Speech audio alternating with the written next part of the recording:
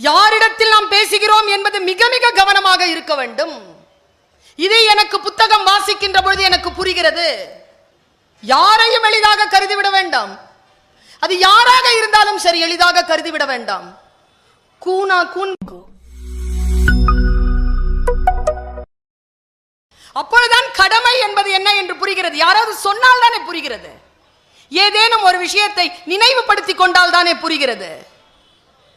இன்னொருத்தன் சொல்றான் பாருங்க, அவசரத்துக்கு ஒரு கொத்தனாரை தேடினா கிடைக்க மாட்டேங்கிறான், ஊருக்கு தெருவுக்கு 4 இன்ஜினியர்.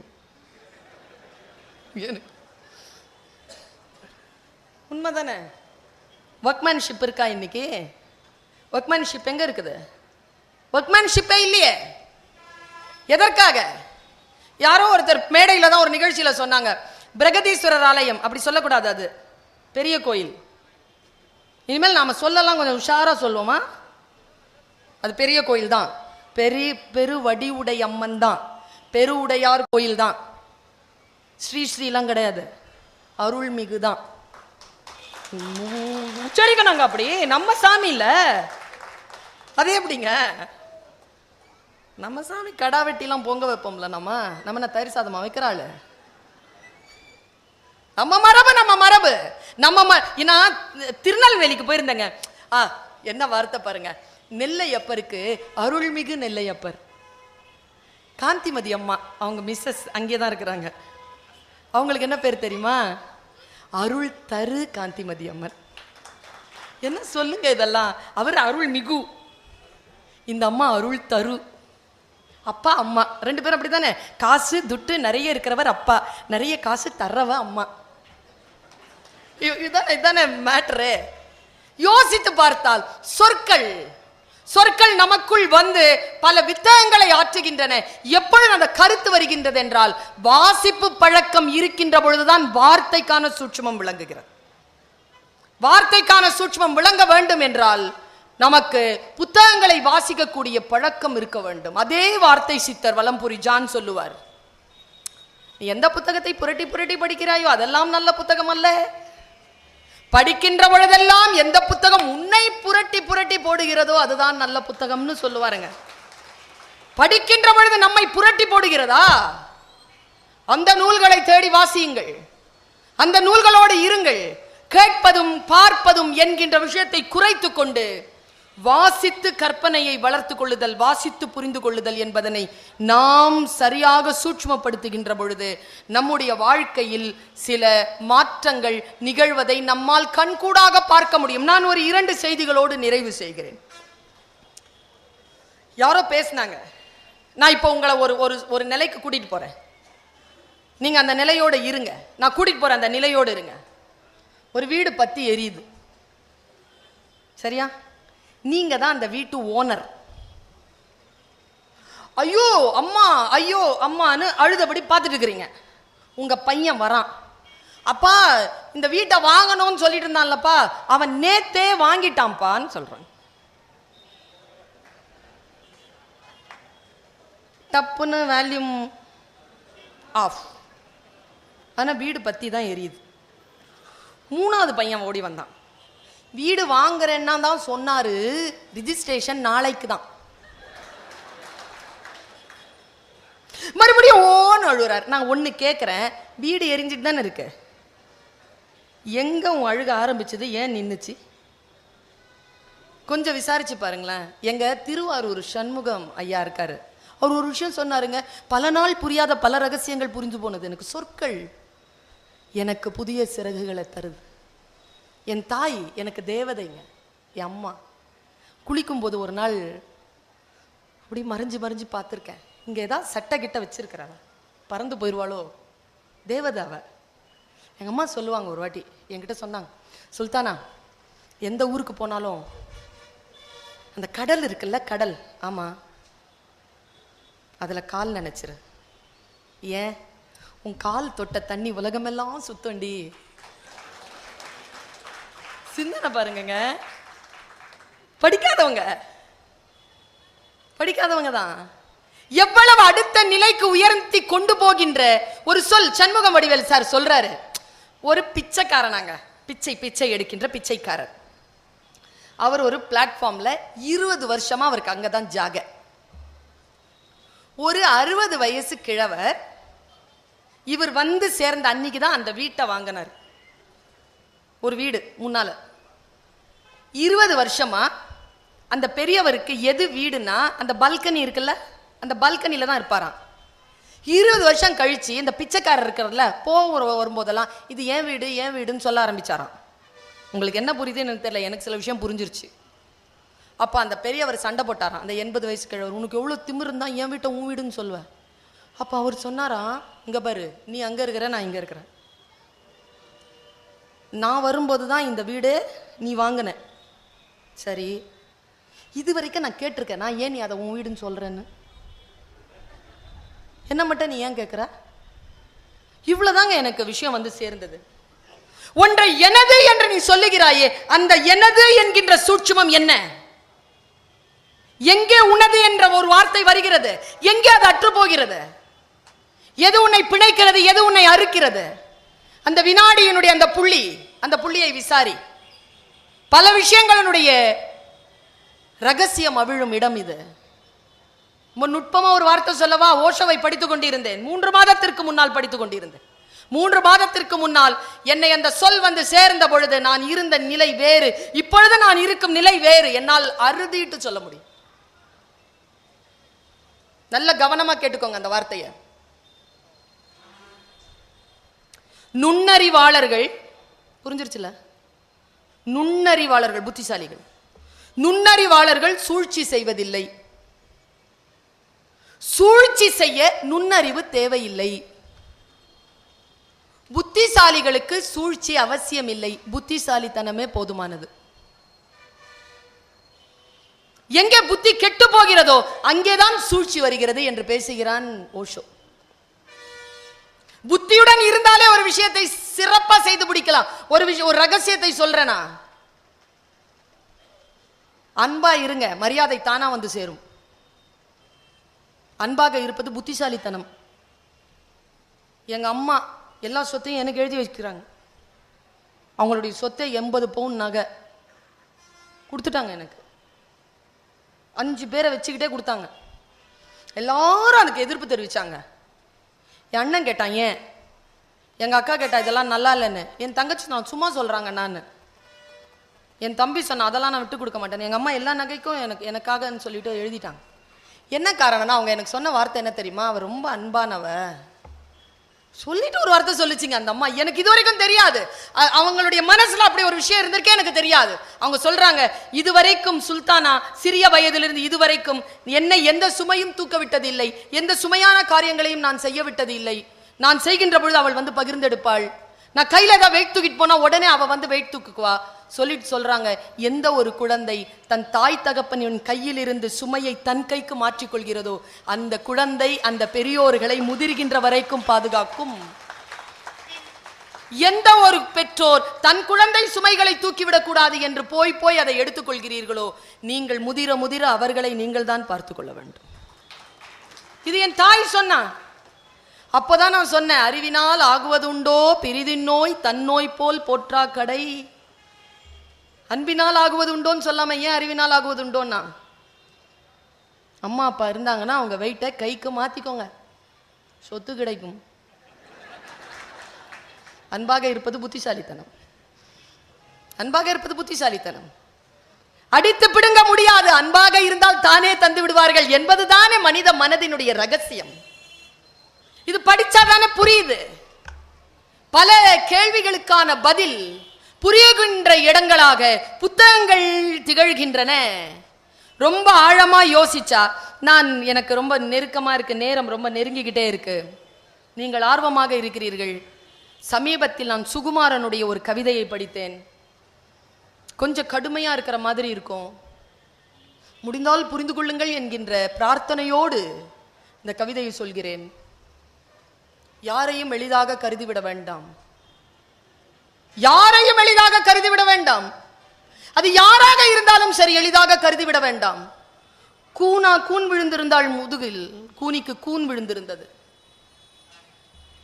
பொம்பளை பிள்ளை தானே அப்படிங்கிறதுனால சூர்பனக வந்த உடனே சூர்பனகையுடைய மார்பையும் மூக்கையும் அறுத்துட்டாங்க. கூன் முதுகுல மண்ணுருண்டையால் அடிச்சான் ராமன். பதில் என்ன தெரியுமா? கூன் முதுகு கொண்ட ஒரு பெண் தான், வேலைக்காரி தான். வேலைக்காரியின் கூன் முதுகில் மண்ணுருண்டையால் அடித்த ராமனை மண்ணே இல்லாமல் அடித்தாள் கூனி. பெண் என்பதற்காக மார்பையும் மூக்கையும் அறிந்தார்கள். வாழ்க்கை முழுவதும் பெண் இல்லாமல் அடித்தாள் சூர்பனகை. படித்தால் புரிகிறது. ரொம்ப கவனம், சொற்களில் கவனம், மனிதர்களிடத்தில் கவனம். பயப்பட வேண்டாம், கவனமாக இருங்கள். மிக மிக ஆரோக்கியமான கவனமாக இருக்கட்டும் உங்களுடைய கவனம். அந்த கவனம் தான் வாசிப்பை கூட்டும். அந்த கவனம் தான் உங்களுக்கு சிறகை தரும். சுகுமாரனுடைய கவிதை இப்படி சொல்கிறது: என் வாழ்க்கையை நான் அடுத்த தரத்திற்கு போவதற்கான மிக சூட்சமான ஒரு விஷயத்தை எனக்கு தந்தது. முதல்ல ரொம்ப கோவப்படுவேங்க. பவர் இருக்கு, பணம் இருக்கு, பதவி இருக்கு. யாருன்னா என்ன? யாருன்னா என்ன? உண்மையா சொன்னா நான் எப்பவுமே சொல்றதுதான். சிங்கம் எல்லார்கிட்டையும் கேட்டுட்டே இருந்துச்சான், யாரா ராஜா, யாரா ராஜான்னு. எல்லா விலங்குகளும் நீதான் நீதான்ச்சான். யானை கிட்ட கேட்டுச்சான். யானைக்கு மட்டும் அந்த கேள்வி பிடிக்கலையாம், தாண்டி போச்சான். ஏய் கேட்கறல, யாரா இந்த காட்டுக்கிறது? மறுபடியும் தாண்டி போது. ஏய் கேட்கறல, பதில் சொல்லிட்டு போ. தும்பிக்கையில் அப்படியே கிட்ட போய் யானை வந்து சிங்கத்தை எடுத்து ஒரே அடி அடிச்சிருச்சு. ஓரமா போய் விழுந்த சிங்கத்துக்கு முதுகு தண்டு உடஞ்சிருச்சு. நம்ம வடிவேலு சார் மாதிரி கேள்வி தானே கேட்டேன். யானை சொல்லிச்சான், நானும் பதிலத்தான் சொன்னேன். கவனம். யாரிடத்தில் நாம் பேசுகிறோம் என்பது மிக மிக கவனமாக இருக்க வேண்டும். இதை எனக்கு புத்தகம் வாசிக்கின்ற பொழுது எனக்கு புரிகிறது. அவன் சொல்றான், சுகுமாரன் எழுதுகிறார், களத்திற்கு வந்திருக்கிறாய், என்னோடு போரிட வந்திருக்கிறாய். உன்னை பார்க்கிறேன் நான். என் அழகு உன்னிடத்தில் இல்லை, என் வீரம் உன்னிடத்தில் இல்லை, என் வயது கூட உன்னிடத்தில் இல்லை, என் திறமை இல்லை, என் செல்வம் இல்லை, என் செல்வாக்கு எதுவும் உன்னிடத்தில் இல்லை. இருந்தாலும் துணிச்சலாக வந்திருக்கிறாய் என்னோடு போர்க்களத்திற்கு. ஆனால் என் மனம் சொல்லுகிறது உன்னை மன்னித்து விட்டு விடலாம் என்று. சின்ன பிள்ளையாக இருக்கிறாய், நீ வாழ வேண்டுமே என்று என் முதிய மனம் தவிக்கிறது. நான் என் குதிரையில் இருந்து இறங்குகிறேன், உன் அருகில் வருகிறேன், உன்னிடத்தில் பேசுவதற்காக என் நாய் எழுகிறது. தம்பி மரியாதையாக வீட்டிற்கு போ என்று சொல்லுவதற்காக என் கைகளை நீட்டி உனக்கு அறிவுரை சொல்லுவதற்கு என் நாக்கை சுழற்றுகின்ற அந்த வினாடியில் உன் கையில் இருந்த வாள் சுழன்றது. என் உடலில் இருந்து தலை அப்புறப்படுத்தப்பட்டது. நிலத்தில் விழுந்து கிடந்த என் தலையின் முகத்தில் தெரிந்தது மரணத்தின் நாணம் என்று எழுதியிருப்பார். நீங்கள் யாரையோ உங்களுடைய பெருமையை கருதி சமாதானம் செய்ய போகின்ற பொழுது அங்கே ஒரு வாள் சுழன்று உங்களுடைய மரணம் சம்பவிக்கும் என்பதனை இந்த குறள் நமக்கு, இந்த பாட்டு நமக்கு சொல்லித் தருகிறது.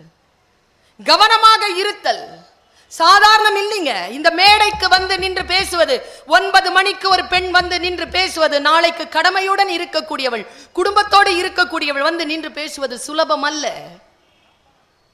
இத்தனை விஷயங்களை தாண்டி போக வேண்டும் என்றால் எவ்வளவு திட்டங்களை தீட்ட வேண்டும். நான் அந்த திட்டங்களை தீட்ட வேண்டும் என்றால் புத்தி எவ்வளவு ஷார்ப்பா இருக்கணும்.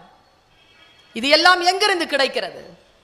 வாசிப்பில் இருந்தும் கேட்பதில் இருந்தும் கற்றுக்கொள்வதில் இருந்தும் கிடைக்கிறது.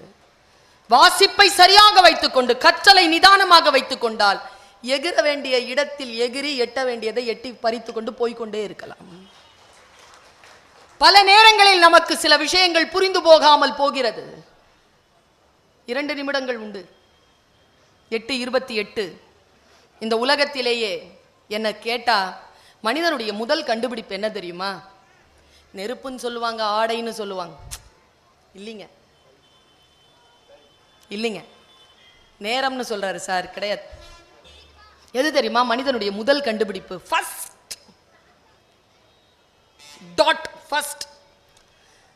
அவன் எப்போ தன் முன்னங்கால்களை கைகள் என்று கண்டுபிடித்தானோ அதுதாங்க, அந்த வினாடி தாங்க. இது முன்னங்கால்கள் அல்ல, கைகள்னு எடுத்தான் பாருங்க, அப்போதான் மற்ற சிந்தனை எல்லாம் ஆனாச்சு.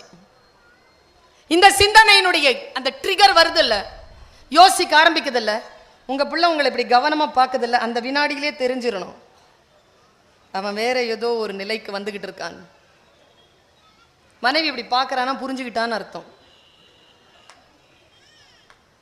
பல பேருக்கு தெரியாது. எவ்வளோ பொம்பளை பிள்ளைக்கு எதுக்கு பிடிக்காது தெரியுமா? ஆண்கள் உண்மையாங்க, நீங்கள் இன்னசென்ட்டுங்க ஒரு விஷயத்தில். அவங்களுக்கு எது பிடிக்காதுன்னு தெரியாது. தெரிஞ்சா செய்வீங்களா? அதில் இருக்கிற ஆபத்து புரிஞ்சா செய்வீங்களா? எது தெரியுமா பிடிக்காது? பொண்ணை கிண்டல் பண்ணால் அவளுக்கு பிடிக்காதுங்க. ஆனால் கிண்டல் பண்ணால் ஆண்களுக்கு அவ்வளோ சந்தோஷமாக இருக்கும். மனைவியை கிண்டல் பண்ணுறது, அதுக்கு அவள் கோச்சிக்க கூடாதுன்னு வேற எதிர்பார்ப்பாங்க. அவள் சிரிச்சுக்கிட்டே இருக்கணும். நிறைய நல்லா தெரிஞ்சுக்கோங்க, உங்ககிட்ட பணம், வயது, அதிகாரம் எல்லாம் இருக்கு. நீங்கள் அவளை கிண்டல் செய்கின்ற பொழுது அவள் சிரிப்பாதான். இதுதான் பொண்ணு, சிரிப்பா. ஆனால் ஒவ்வொரு முத்தா உள்ள வச்சிருப்பா. உங்களுக்கு 60 வயசு ஆச்சுன்னா